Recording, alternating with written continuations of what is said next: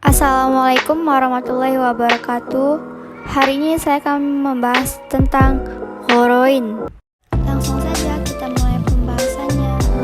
Pengertian ghoroin. Lafaz ghoroin adalah bentuk tasniyah dari lafaz ghoro yang berarti cemerlang. Ghoroin berarti dua hal yang cemerlang, yaitu dua masalah waris yang sangat populer seperti bintang yang bersinar terang benderang. Ghoroin disebut juga dengan ghoribatain karena kedua hal ini sangat jarang ditemukan dalam kasus waris. Juga disebut dengan umariyatin karena Umar bin Khattab, orang pertama yang memutuskan bagian untuk ibu adalah 1/3 dari sisa setelah diambil oleh suami atau istri. Masalah ghoroin terjadi hanya dalam dua kemungkinan, yaitu jika seorang yang meninggal dunia memiliki ahli waris suami, ibu, dan ayah, dan jika seorang meninggal memiliki ahli waris istri, ibu, dan ayah. Prinsip dasarnya adalah bagian laki-laki adalah 2 kali lipat bagian perempuan. Keadaan ini tetap berlaku manakala ibu dan ayah bersama-sama dengan ahli waris suami atau istri. Jadi, setelah bagian suami atau istri diberikan, maka ibu menerima 1/3 dan ayah sisanya. Ada perbedaan pendapat tentang permasalahan ghoroin ini. Yang pertama, menurut Umar radhiyallahu anhu, yang kemudian diikuti oleh para sahabat sesuai dengan nas Al-Quran, bila ahli warisnya hanya ibu dan ayah saja, ibu mendapat bagian 1/3 secara pot dan ayah menerima sisanya, yaitu 2/3 dengan perbandingan 1:2. 2. Ibnu Abbas radhiyallahu anhu berpendapat bahwa ibu dalam kedua masalah tersebut mendapat bagian 1/3 harta peninggalan. 3.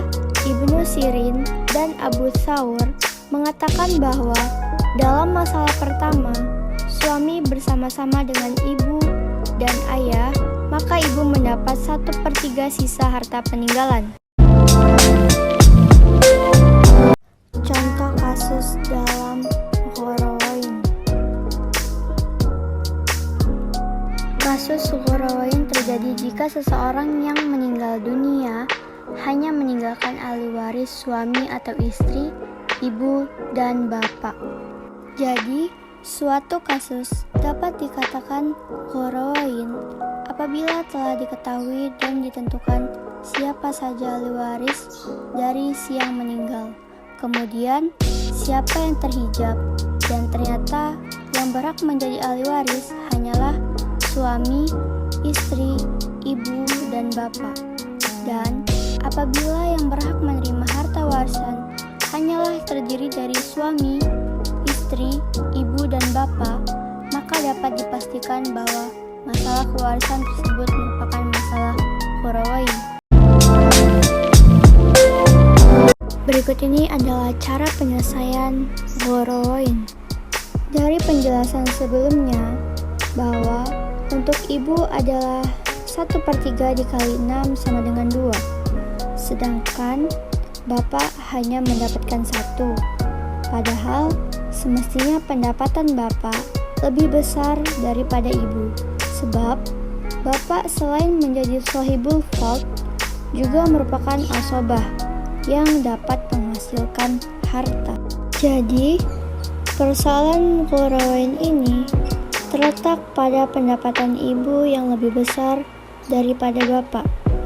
Untuk menghilangkan kejanggalan ini harus diselesaikan dengan cara yang khusus, yakni pendapatan ibu bukan 1/3 dari harta warisan, melainkan 1/3 dari sisa harta warisan. Yang dimaksud dengan sisa harta itu adalah keseluruhan harta warisan setelah dikurangi bagian yang harus diterima oleh suami atau istri tersebut. Dan yang perlu diperhatikan untuk memudahkan penyelesaian adalah tempatkan suami atau istri di paling atas, sebab 1/3 dari sisa mereka lah merupakan bagian ibu yang selanjutnya sesuai dengan prosedur.